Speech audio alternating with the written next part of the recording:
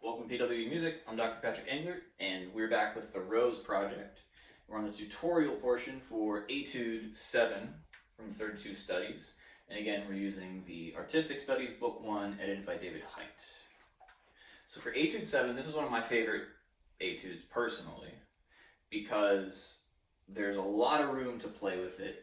It's all, compared to a lot of the others, it's one that you could feel a little bit better playing as an actual performance piece, since it's not just finger exercises or really stagnant phrases. I feel like this one has a lot to it that you can play around with and really make it more than just an etude. That being said, it's really got a easy range to it. Nothing too hard technically. There are some things, of course, but nothing too hard technically, and really approachable as a kind of a playground to work on your rubato and playing around with different phrase ideas and dynamics. Of course, there's a lot written in there, and if you're doing it for an audition, you probably want to stick to that, but there's really a lot of room to experiment, which is one of the reasons I like this one so much. So now, kind of the nuts and bolts. This one, being in 6/8 and the way the melody is, you want to avoid letting it get too vertical. You want to think nice, long, horizontal phrases. So rather than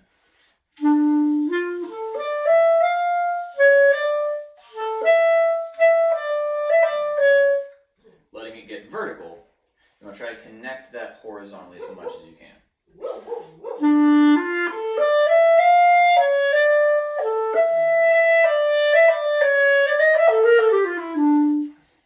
So on and so forth. Now, what can be a little bit difficult about this one is the grace notes that you can find throughout. You can find the first thing in measure 16, not really grace notes, kind of your cadenza, just a chromatic scale down.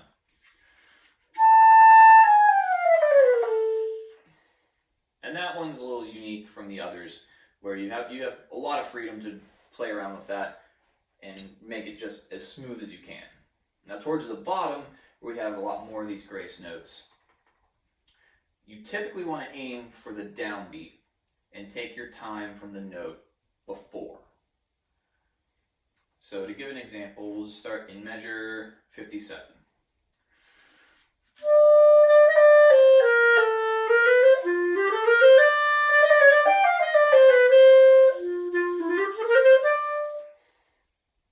We'll just cut it there because we have more than enough examples in there.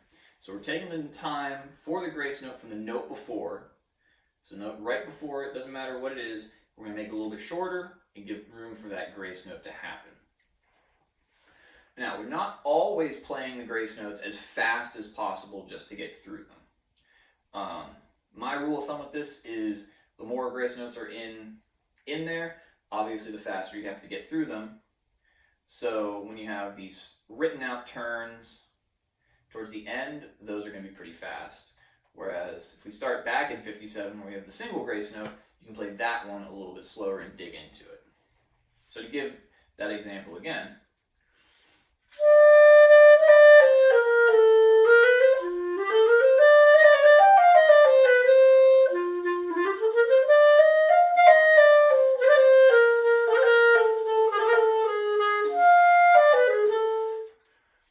so a good mix in that segment of various groups of grace notes.